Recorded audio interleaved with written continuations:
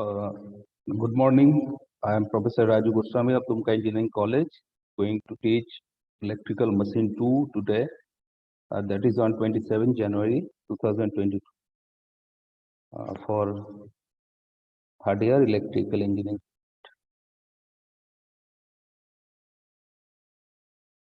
Good morning, sir.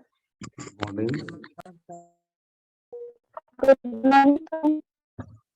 Good morning. Good morning, sir. So, in the previous lecture, we have discussed, I think, the equivalent circuit of a three-phase induction motor. तो equivalent circuit को तो हमने complete कर लिया है, तो वहां से हम एक न्यूमेरिकल को सॉल्व करेंगे, ठीक है। और उसके बाद हम इंडक्शन मोटर का जो स्टार्टिंग मेथड है, स्टार्टिंग मेथड को डिस्कस करें। तो पहले एक न्यूमेरिकल देख लेते हैं फटाफट।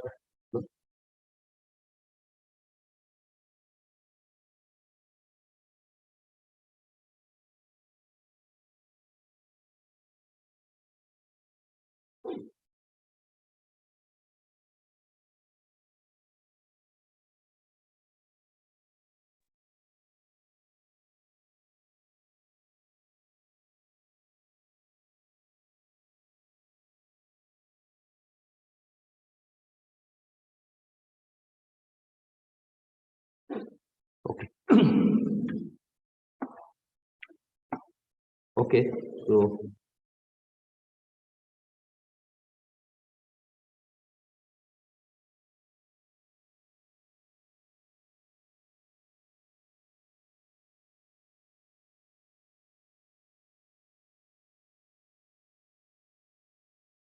a 400-volt 50 Hz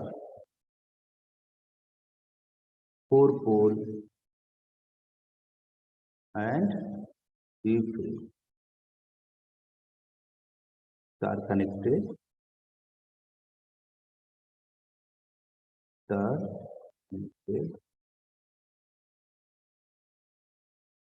induction motor.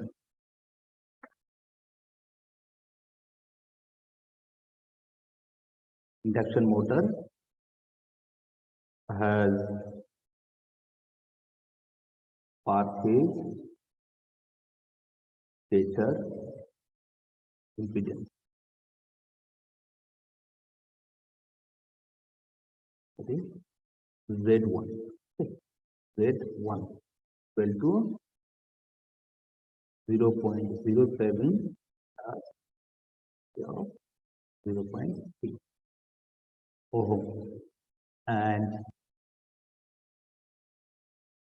per phase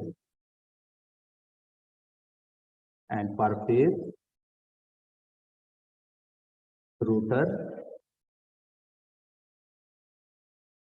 impedance,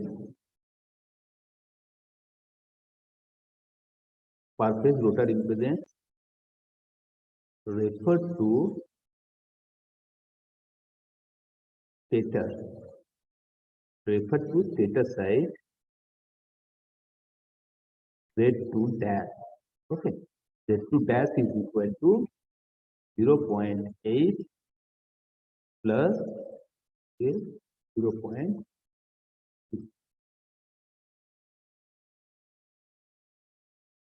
Now the per phase magnetizing reactance is 10 ohm.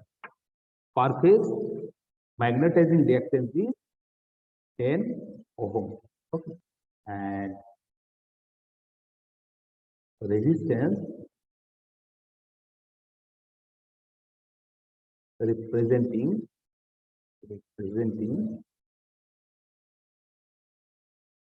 core loss.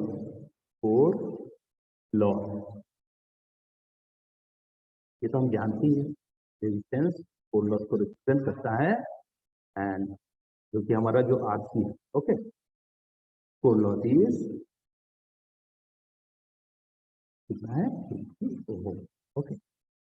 and the sleep is 4%. It is 4%. Using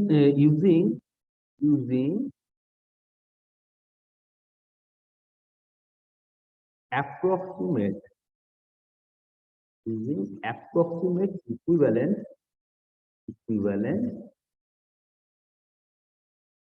circuit,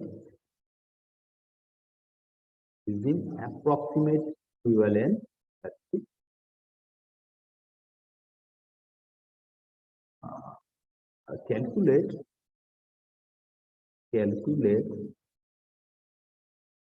one stator current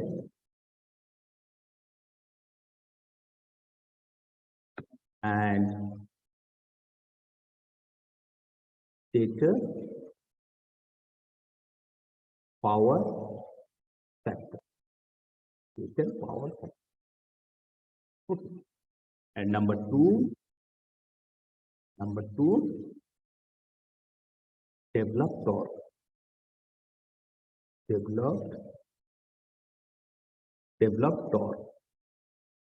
torque developed हो रहा है इसका value कितना है?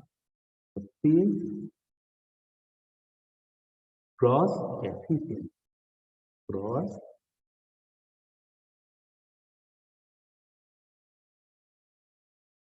Okay so this numerical तो चलो इसको देख लेते हैं बोल रहा है तो 450 hertz 4-pole 3-phase star connected induction motor has per phase stator impedance Z1.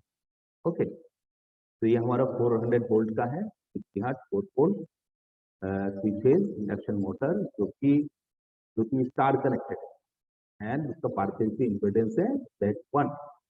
ये जो Z1 दिख रहा है ये स्टेटर साइड का ओके एंड पर phase rotor impedance refer to primary side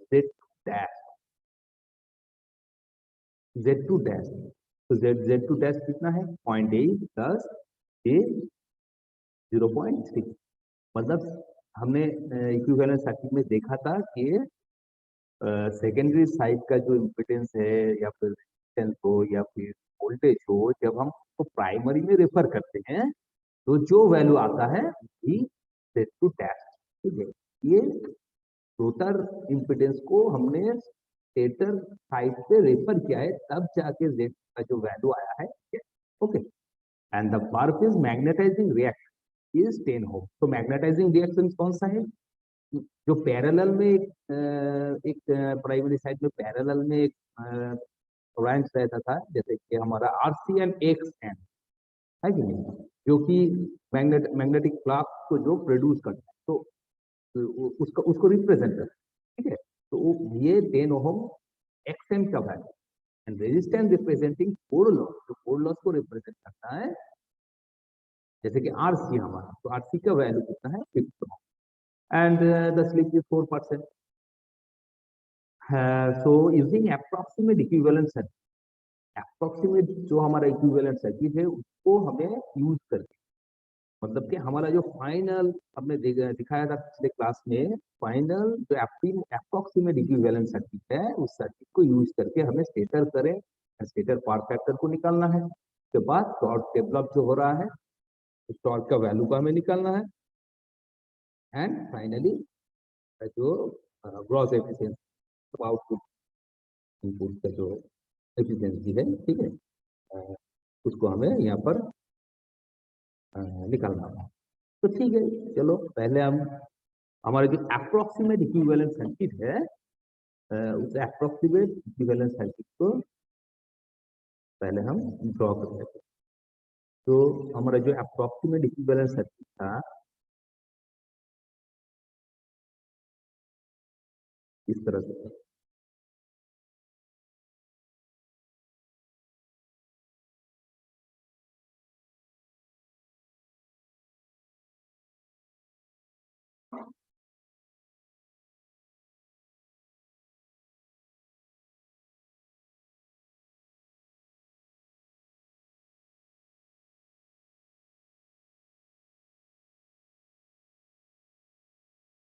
okay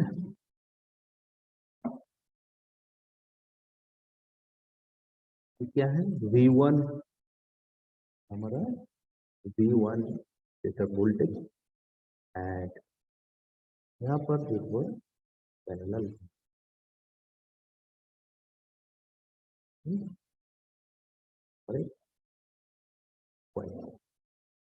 तो ये क्या है, ये I1 है, तो I1 यहाँ पर इस पॉइंट पे आकर तो एक ब्रांच में आ रहा है, एक ब्रांच में आ रहा है, तो ये ब्रांच का जो करंट है वो हमारा क्या है I2 डबल डैश है, क्योंकि इसको हम सेकेंडरी से प्राइमरी में रेफर कर रहे हैं एंड ये हमारा I0 है, ठीक है I0 एंड ये जो ब्रांच में एक हमारा वर्किंग कंपोनेंट है IW, एक मैग्नेटाइजिंग कंपोनेंट है, और ये जो है ये क्या है RC एंड क्या है ओके तो यहाँ पर देखो RC एंड XM का वैल्यू यहाँ पर दिया गया है। XM का वैल्यू कितना है 10 ओम एंड रेजिस्टेंस का RC का जो वैल्यू है जो कोर लॉस को रिप्रेजेंट करता है उसका वैल्यू 52। सो यहाँ पर RC is equal to 50 ohm and XM equal to 10 ohm, ठीक है। एंड देखो एक तो हमारा R1 X1 है, ये क्या है ये R1 है, ये क्या है ये X1 है, जो कि स्टेटर रेजिस्टेंस या स्टेटर लीकेज रिएक्टेंस, तो उसका वैल्यू क्या है यहाँ पर देखो, यहाँ पर स्टेटर इम्पीडेंस जो है स्टेट वन का वैल्यू दिया गया है कितना है 0.7 प्लस j 0.3 ओम, ठीक है। तो यहाँ पर ये जो हमारा एक्टिव पार्ट है, एक्टिव पार्ट जो है ये क्या है ये हमारा रेजिस्टेंस है, रेजिस्टेंस का वैल्यू है मतलब कि R1 का वैल्यू है, तो R1 यहाँ पर कितना आएगा 0.07 ओम, 0.07 ओम एंड X1 का जो वैल्यू है क्या है 0.3 ओम एंड ये दोनों क्या है, ये दोनों क्या है बताओ तो, ये कौन सा रेजिस्टेंस है कौन सा रिएक्टेंस है R2 dash and X2 dash. R2 dash and X2 dash, ये एक्चुअली कहां से आया है,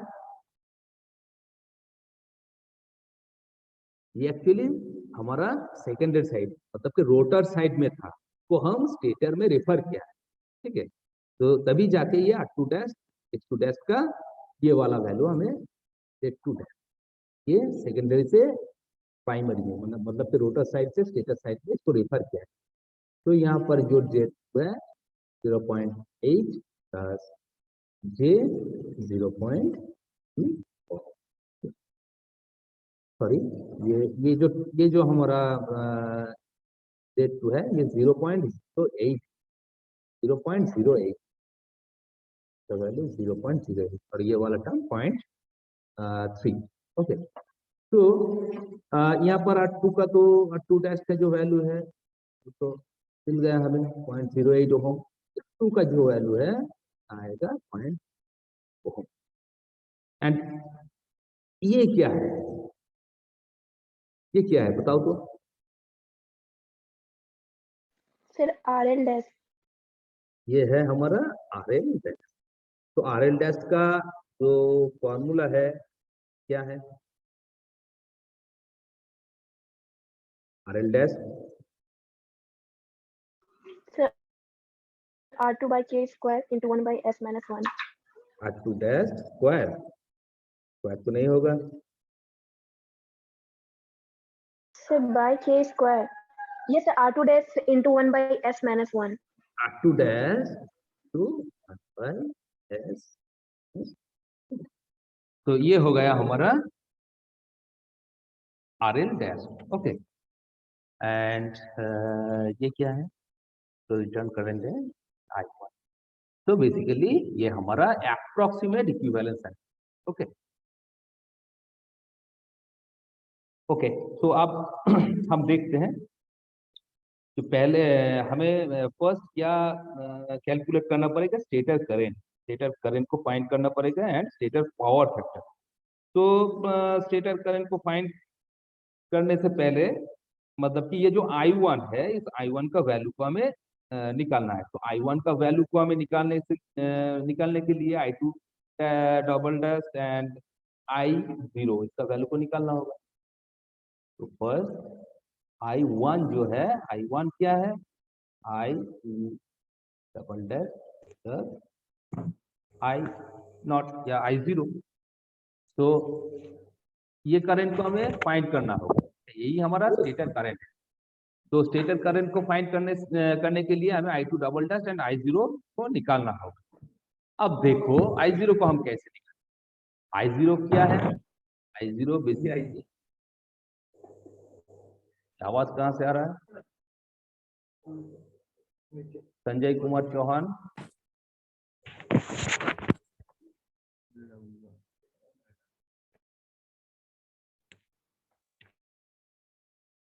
ओके, तो I0 क्या है, IW प्लस IM ये, एंड I2 डैश क्या होगा, तो देखते चलो।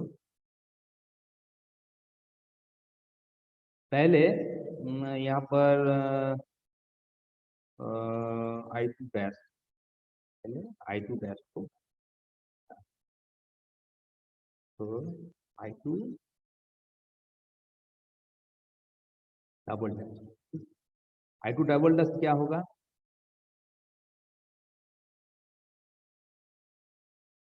V V V मतलब के देखो करंट क्या होता है, वोल्टेज बाय इम्पीडेंस। तो यहाँ पर वोल्टेज क्या है, V1 है, एंड हमारा इम्पीडेंस जो है, इम्पीडेंस मतलब रेजिस्टेंस प्लस रिएक्टेंस। तो यहाँ पर टोटल रेजिस्टेंस कितना है, बताओ, R1 plus R2 dash plus RL, ये हो गया हमारा टोटल रेजिस्टेंस, प्लस ये X1 प्लस X2 डैश, यही तो हमारा इम्पीडेंस है। तो वोल्टेज बाय इम्पीडेंस वही करंट होता है। तो यहाँ पर I2 जो होगा, I2 होगा यहाँ पर voltage V1 divided by impedance, मतलब total resistance plus J of total reactance. Okay, अब देखो R1 तो R1 का वैल्यू क्या है, R1 जानते हैं 0.07 ओम है, R2 डैश 0.08 ओम है। ओके, एंड RL, तो RL का वैल्यू, RL डैश का वैल्यू को निकालना होगा। तो यहाँ पर देखो, यहाँ पर क्या है, R2 dash into 1/s minus 1। तो यहाँ पर R2 डैश का वैल्यू को कर दो, 0.08 इंटू 1 स्लिप कितना है, स्लिप कितना दिया गया है यहाँ पर 4%। तो यहाँ पर जो हमारा स्लिप है कितना है, 0.04, ये हमारा स्लिप का वैल्यू है। तो स्लिप का वैल्यू को यहाँ पर पुट करो -1, तो इसका कितना आ रहा है देखो, तो कैलकुलेट करो जल्दी जल्दी।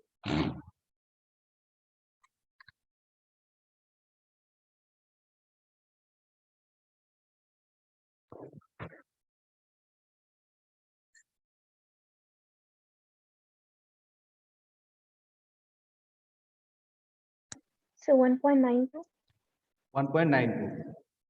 1.92 ओहो, and x1 is equal to 0. ohm and rest also 0.3। ठीक है, अब ये सारे वैल्यू को हमें यहाँ पर, तो V क्या है, V V1 का वैल्यू कितना है? V1 sir 400 volt. नहीं, 400 वोल्ट कैसे होगा? ये V1 फेज वोल्टेज है ना, या लाइन वोल्टेज है? यहाँ पर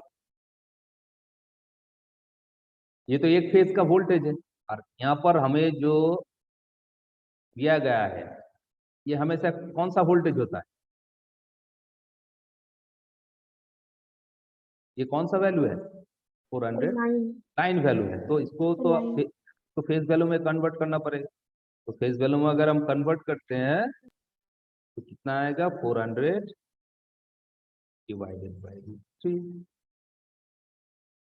ओके, एंड यहाँ पर वोल्टेज को हम रेफरेंस ले लें, यहाँ पर वोल्टेज रेफरेंस, तो इसका जो एंगल आएगा कितना आएगा? 0 डिग्री आएगा। ठीक है, तो ये V1 है, तो V1 को यहाँ पर पुट कर दो,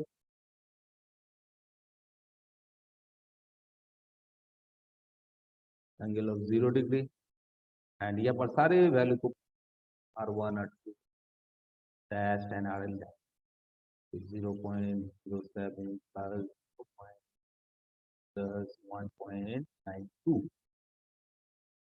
प्लस ये x1 का वैल्यू क्या है? 0.3 प्लस 0. अब इसको जब कैलकुलेट करोगे,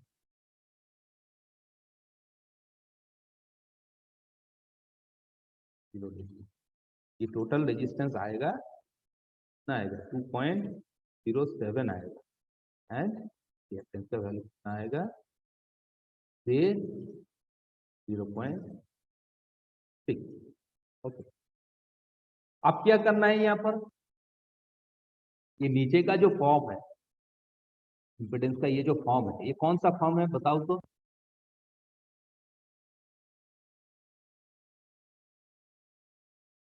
इसको कौन सा फॉर्म कहते हैं? Rectangular, triangular, polar? Rectangular form. ये हमारा रेक्टेंगुलर फॉर्म। ऊपर का ये जो है ये पोलर फॉर्म है, तो रेक्टेंगुलर फॉर्म को पोलर फॉर्म में कन्वर्ट करना पड़ेगा, तभी हम डिवाइड कर पाएंगे। ओके, ये बहुत इजी होता है, क्योंकि हम जब इसे पिछले सेमिस्टर में हम दिखाया था कि रेक्टेंगुलर को कैसे पोलर में कन्वर्ट किया जाता है, कैसे उसको डिवाइड किया जाता है, ये हमने पावर सिस्टम के क्लास में पहले बताया था, शायद तुम लोगों को याद होगा। तो इसी तरह से इसका पोलर फॉर्म को निकाल लेना, ठीक है? पोलर फॉर्म को निकाल के इसको डिवाइड कर देना। तो जब डिवाइड करोगे तो फाइनली इसका जो वैल्यू आएगा, एक बार चेक कर लेना तुम लोग, 107 एंगल ऑफ -0.2 एम्पियर, इसका फाइनल वैल्यू ये आएगा। ओके, तो ये हो गया हमारा I2 डैश का वैल्यू। एंड अब क्या है? अब हमें नो लोड करंट को निकालना होगा। नो लोड करंट क्या है?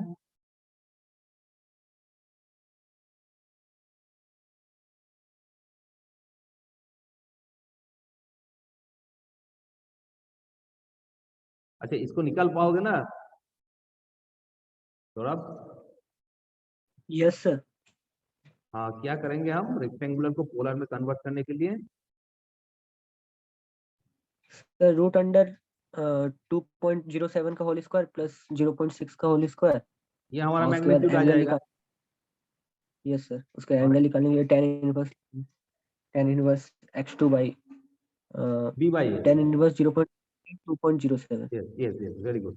तो इसी तरह से हमारा एंगल आ जाएगा। तो जब ये इसका पोलर में कन्वर्ट हो जाएगा, तो अब पोलर का डिवीजन हम कैसे करते हैं? यहाँ पर इस साइड पे जो मैग्नीट्यूड है वो नॉर्मली जैसे डिवीजन होता है उस तरह से डिवीजन हो जाएगा, और एंगल को हम क्या करेंगे? सब्ट्रैक्ट कर देंगे। सब्ट्रैक्ट करेंगे, तो ऊपर का एंगल माइनस दिखाएंगे, तो जो वैल्यू आएगा 107 -0.2, ये रिजल्ट आ जाएगा। ओके, ये कैलकुलेटर में भी डायरेक्टली तो तुम निकाल सकते हो। तो अब देखते हैं हमारा I0 I0। तो I0 क्या है? IW plus IM। तो यहाँ पर IW का जो वैल्यू है आई डब्ल्यू कितना आएगा, देखो सर्किट डायग्राम को देखो। तो ये जो ब्रांच है, ये ब्रांच, ये जो पॉइंट है और ये जो पॉइंट है, ये कॉमन पॉइंट है, मतलब कि आई डब्ल्यू एकदम पूरा यहाँ से पैरेलल है, एक्सएम भी यहाँ से पूरा पैरेलल है। तो इन दोनों का अक्रॉस जो वोल्टेज होगा वो V1 ही होगा, है कि नहीं। आई डब्ल्यू के अक्रॉस कितना वोल्टेज होगा, V1 होगा। यहाँ पर देखो एक्सएम के अक्रॉस भी वोल्टेज कितना होगा, V1 ही होगा। ये समझ में आ रहा है। Yes sir. हाँ, ये अगर अगर ये V1 है इसके अक्रॉस वोल्टेज, तो ये ब्रांच देखो, ये पॉइंट ये तो कॉमन पॉइंट, ठीक है। तो इसको हम इस तरह से ड्रॉ कर सकते। तो ये दोनों पैरेलल है, तो इसके अक्रॉस जो हमारा वोल्टेज है वो V1 ही है। तो यहाँ पर IW जो होगा क्या होगा, V1 वोल्टेज बाय रेजिस्टेंस, यहाँ पर RC।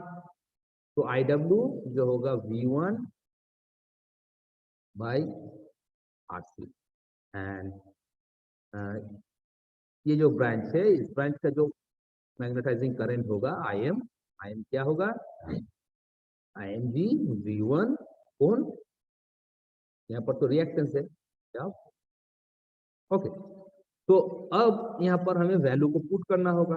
तो V1 का वैल्यू कितना है, 400 angle of 0, sorry 400 by √3 angle 0 degree, okay. And RC का जो वैल्यू है, RC का वैल्यू कितना है, 15 ओम। XM का जो वैल्यू है 10 ओम। तो RC का वैल्यू को यहाँ पर पुट कर दो 50 प्लस यहाँ पर भी 400 बाय √3 LC। एंड यहाँ पर जो स्टेप का वैल्यू है 10।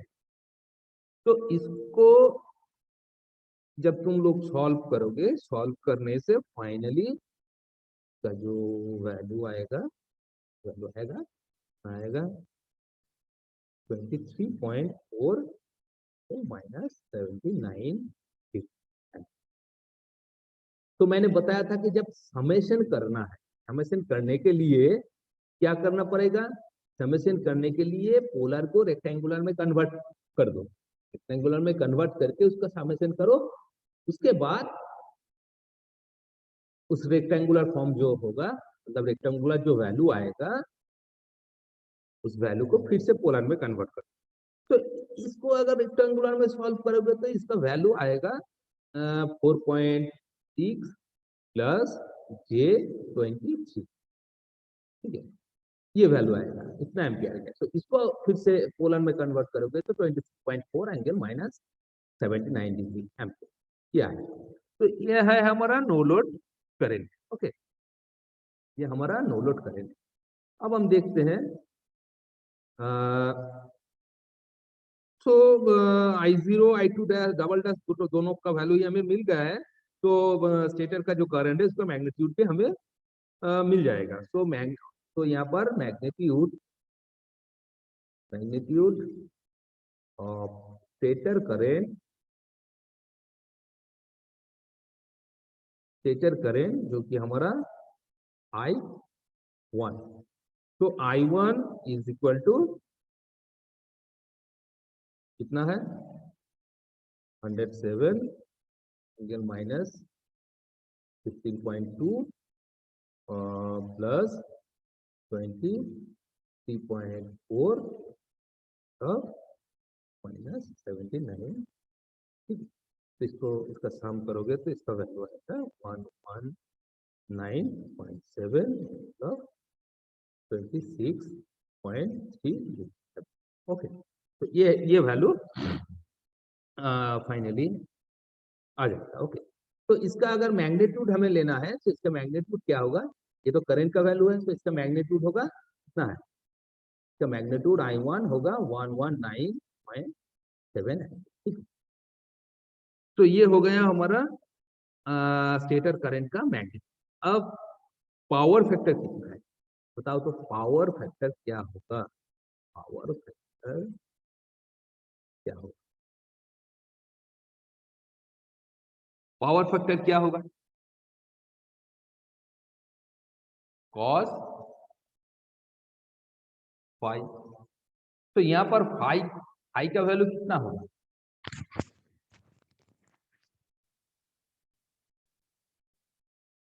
फाइव का वैल्यू कितना आएगा बताओ तो, -26.3 डिग्री। -26 ये जो एंगल है करंट के साथ, ये जो एंगल है यही हमारा फेज एंगल है। व्हाई? बिकॉज वोल्टेज को हमने रेफरेंस लिया, वोल्टेज का एंगल 0 है। हम जानते हैं वोल्टेज और करंट का जो एंगल होता है उसके डिफरेंस जो होता है वही हमारा क्या होता है, वही हमारा फेज एंगल होता है। ठीक है, तो यहाँ पर फेज एंगल जो होगा, क्योंकि वोल्टेज का रेफरेंस, वोल्टेज को हमने रेफरेंस लिया है तो उसका एंगल 0 है, उसके रिस्पेक्ट में करंट का जो एंगल होगा यही हमारा फेज एंगल। तो कॉस यहाँ पर -26.3। तो इसको अगर कैलकुलेट करोगे तो देखो इसका वैल्यू क्या आ रहा है, देखो तो 0.89। 0.89 लैगिंग। तो ये हो गया हमारा पावर फैक्टर। ओके, अब नेक्स्ट हमें क्या निकालना है, नेक्स्ट नेक्स्ट क्या निकालना है, बेटर पावर फैक्टर तो हो गया। अब टॉर्क, टॉर्क का वैल्यू का हमें निकालना है। ठीक है, टॉर्क जो डेवलप हो रहा है, मतलब कि ग्रॉस टॉर्क का जो वैल्यू। तो यहाँ पर हम जानते हैं कि सीजी, सीजी का फॉर्मूला क्या होता है, बताओ तो सीजी।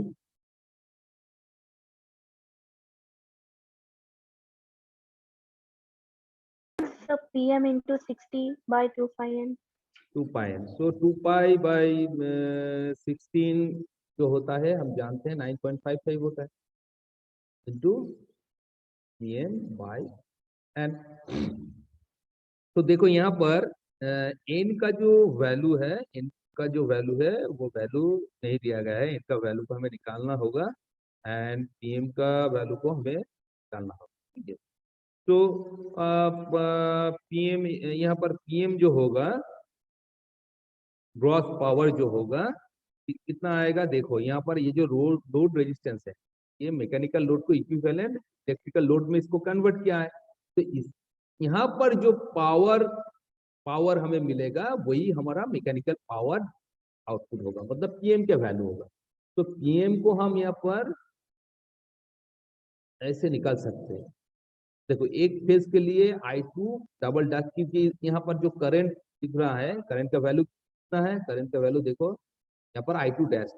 तो यहाँ पर जो पावर लॉस होगा वही हमारा मैकेनिकल पावर डेवलप होगा। ठीक है, वही मैकेनिकल पावर होगा। ठीक है, तो I2 डैश मतलब कि I स्क्वायर इंटू आर, यही तो पावर की इक्वेशन है, I square into R and three phase. तो टोटल पावर लॉस कितना होगा, टोटल, ये तो हमने एक फेज के लिए दिखाया है, तो थ्री फेज के लिए टोटल पावर कितना होगा, 3 इंटू I2 स्क्वायर इंटू यहाँ पर रेजिस्टेंस कौन सा होगा, आर एल डैश। तो यहाँ पर ये सारे वैल्यू को पुट करो, देखो ये हमें जो करंट का वैल्यू है, करंट का वैल्यू हमें करंट का वैल्यू हमें तो पहले ही मिल गया है। I2 डैश का वैल्यू कितना है,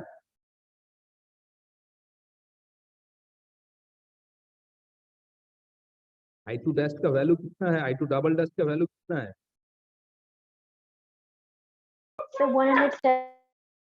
हाँ कितना, So 107 angle -16. अच्छा तो उसका मैग्नीट्यूड जो है 107 है, तो इसको square and R L dash का जो वैल्यू है वो कितना है 1.92। तो इसको सॉल्व करोगे तो रिजल्ट जो आएगा, देखो तो कितना आ रहा है, देखो देखो मारो कैलकुलेटर में और देखो कितना आ रहा है।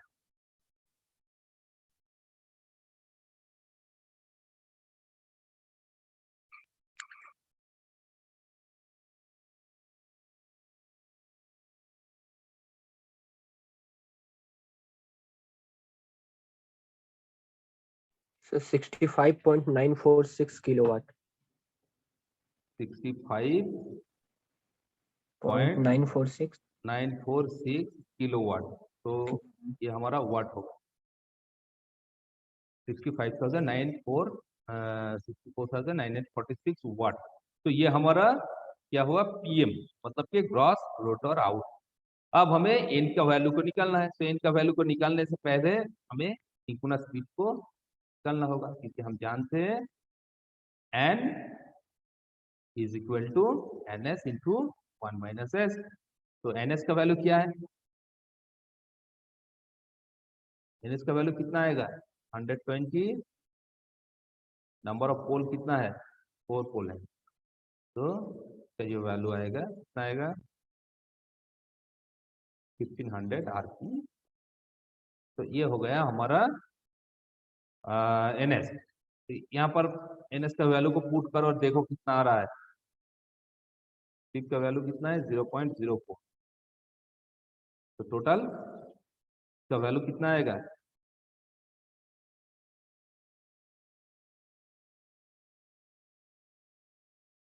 ठीक है 1440 yes 1440। ओके, सो अब इस फॉर्मूले में ये डेटा को पुट करो, तो देखो तो क्या आ रहा है फाइनली। डॉट का वैल्यू 9.55 पीएम जो है, पीएम का वैल्यू हमें मिला कितना मिला 65,946 वाट डिवाइडेड बाय 1440। तो देखो इसको कैलकुलेट करो,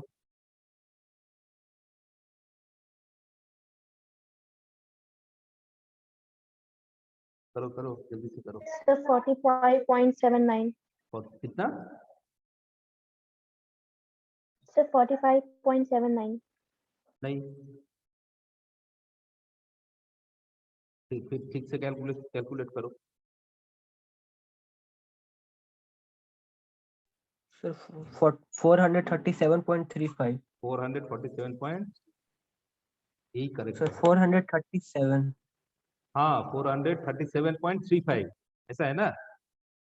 यस सर हाँ ये न्यूटन मीटर। सो ये हमारा रिजल्ट है, ठीक है क्रॉस टॉर्क।